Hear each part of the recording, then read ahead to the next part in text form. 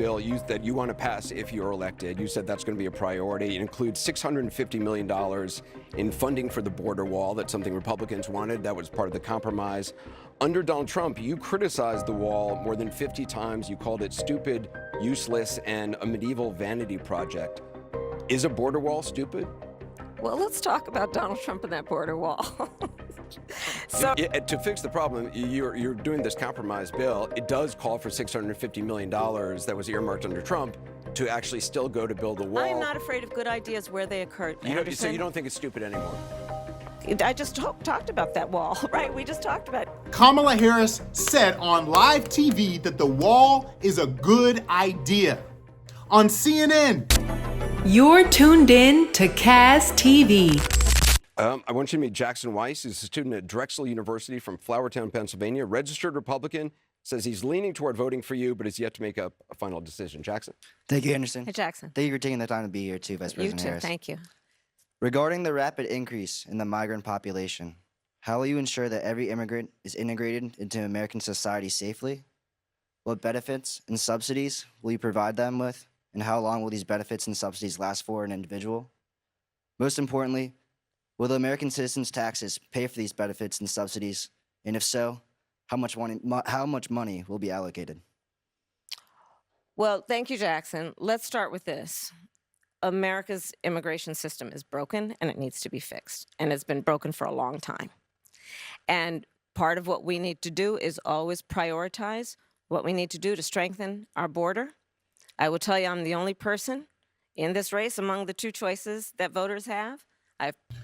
That has prosecuted transnational criminal organizations with the movement of weapons, drugs, and people across the border.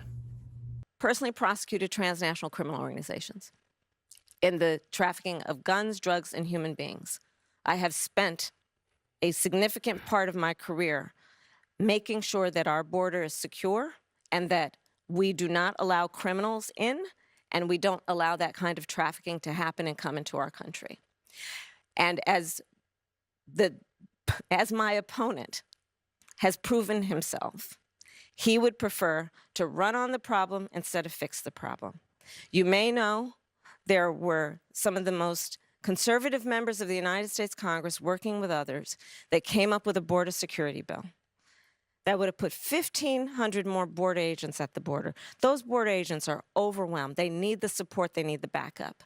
Okay, so we didn't get an answer specifically of what she's going to do, and it shifts to this is what my opponent thinks.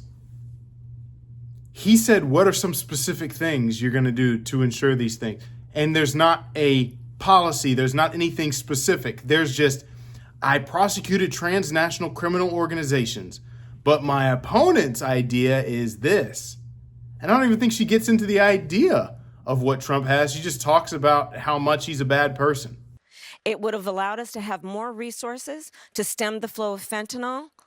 I don't need to tell this state and people around the country what is happening in terms of the scourge of fentanyl and how it is literally killing Americans. Let me ask you about that. I mean, you talk about the bill that Donald Trump quashed. That was in 2024. You talk about the bill he tried to get passed in 2021. That wasn't able to get passed. 2022, 2023, there were record border crossings. Your administration took hundreds of executive actions. It didn't stem the flow. Numbers kept going up. Finally, in 2024, just in June, 3 weeks before the first presidential debate with Joe Biden, you institute executive actions that had a dramatic impact, really shut down people crossing over. Why didn't your administration do that in 2022, 2023? First of all, you're exactly right, Anderson. And as of today, we have cut the flow of immigration by over half. In fact, the numbers I saw most recently, illegal immigration But if is it was low. that But hold easy on, with let me that finish. executive action, why not do it in 2022, 2023? Because we were working with Congress and hoping that actually we could have a long-term fix to the problem instead of a short-term fix. You couldn't have done one and both at the same time? Well, here's the thing. We have to understand that ultimately this problem is going to be fixed through congressional action. Congress has the authority and the purse. I hate to use D.C. terms, but literally they write the checks. part of the issue is in order to really fix the problem at the border. I was just at the border recently talking with border agents. You know what they talk about? Yes, they are overwhelmed. They're working around the clock. And the other thing that they talk to me about, we need more judges down there to deal with asylum claims. We need more personnel down there to deal with processing. But Anderson, and that's where Congress kicks in terms of dedicating the resources to actually fixing the problem. We have dealt with it such that, to your point, we now, as of today, as of our visit, have lower undocumented immigrants and illegal immigration than Trump when he left office. That's true. But we need a permanent solution, and that requires bipartisan work. So the question was, why didn't they take that executive action in which they didn't need Congress to make that move earlier? That cut the illegal immigration down by half. Now, notice she said it cuts immigration down by half.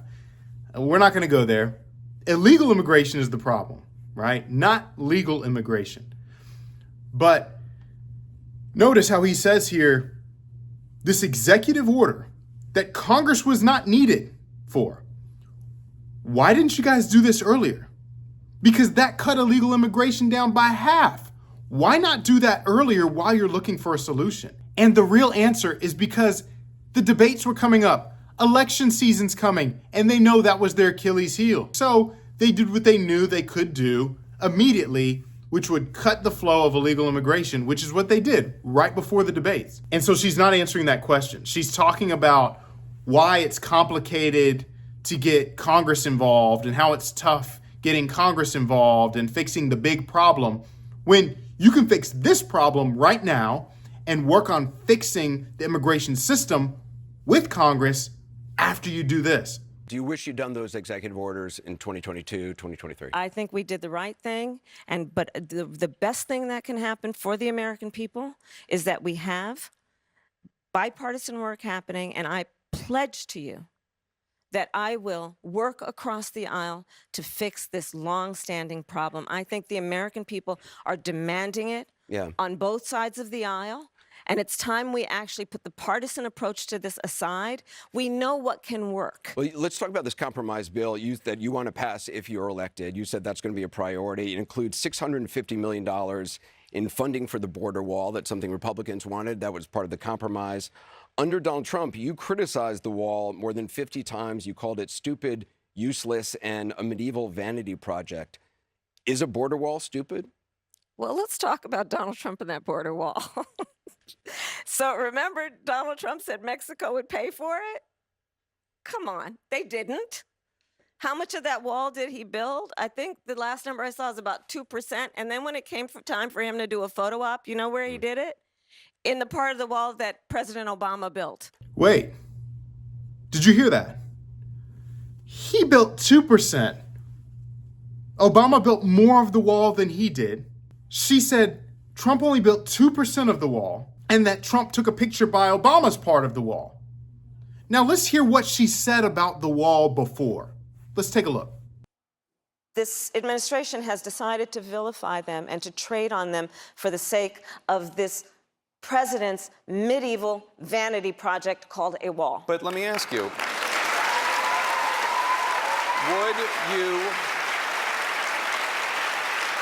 would you be willing to vote for a bill, a compromise piece of legislation that includes money for the border wall that you called his medieval vanity project? Well, who is going to vote for a medieval vanity project? Okay. It wouldn't say that in the bill. It wouldn't say it in the bill. Would you be willing to vote for some border security money, wall money, barrier money, to give permanent protection to DACA children, DACA young people like Cecilia? Would you be willing to make that exchange? Let me be very clear. I'm not going to vote for a wall under any circumstances.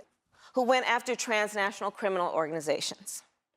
And let me tell you something. I'm talking about organizations that, for profit, are engaged in the trafficking of guns, drugs, and human beings. That wall ain't gonna stop them. Let's be clear about that. But you're agreeing to a bill that would earmark $650 million to continue building that wall.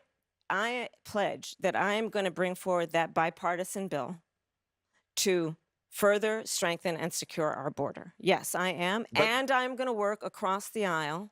Would you be willing to make that exchange? Let me be very clear. I'm not going to vote for a wall under any circumstances. Here's the reality. Every single administration, including Obama's administration, realized the need for a border wall. In fact, Obama built more of the wall than Trump did, as she just said here. But when Trump brought it up, it got people so emotionally charged and emotionally moved that they didn't like the idea anymore. Let's think about this logically here, and I'm speaking specifically to the people that may disagree with me on this issue. If Obama building the wall didn't bother you, and Kamala adding millions of dollars to continue construction towards building the wall doesn't bother you, why does it bother you when Donald Trump wants to do it? Were you just unaware that Obama was actually building the wall and built more of it than Trump?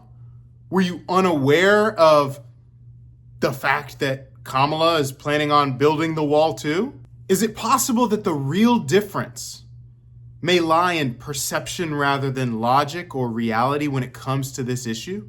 It's very interesting how the narrative of the wall has shifted over the last 10 to 12 years. When Obama, a Democratic first black president, very politically correct, decides to have this construction of the wall, nobody says anything. There's not a problem. There's not an issue. But when Trump, an outspoken white Republican, decides and says vocally, we need to build the wall, now there's a problem. Now there's outrage. At that point, the media and everybody pretty much classified the wall as a symbol of racism and bigotry. With a wall, that wall in itself is a racist reaction to a racist myth that does not reflect the reality of this country at all. That's at least something worth thinking about, especially when it comes to the security of our nation. We can't be so emotional about it. We've got to be a little more logical about it. To pass a comprehensive bill that deals with a broken immigration system. I think Jackson's question, part of it was to acknowledge that America has always had migration, but there needs to be a legal process for it. People have to earn it. Isn't that exactly what all the Republicans have been saying? Isn't that exactly what they've been saying? And that's the point that I think is the most important point that can be made, which is we need a president who is grounded in common sense and practical outcomes. Like, let's just fix this thing. Let's just fix it. Why is there any ideological perspective on this? Let's just fix the problem. To fix the problem, you're doing this compromise bill. It does call for $650 million that was earmarked under Trump to actually still go to build the wall. I'm not afraid of good ideas where they occur, So you don't think it's stupid anymore? I think what he did and how he did it did not make much sense because he actually didn't do much of anything. I just talked about that wall, right? We just talked about it. I don't know why she's still doing these town halls, because she's looking terrible in them. Click here and watch this video and you'll see what I mean. And again, this isn't bashing Kamala, but if America can't see through this, then we're in a lot more trouble than we thought. Truth always cuts through the noise. So let's keep slicing and let's find that truth together. Share this video with someone that needs to see it. Thanks for checking it out, and I'll talk to you guys next time.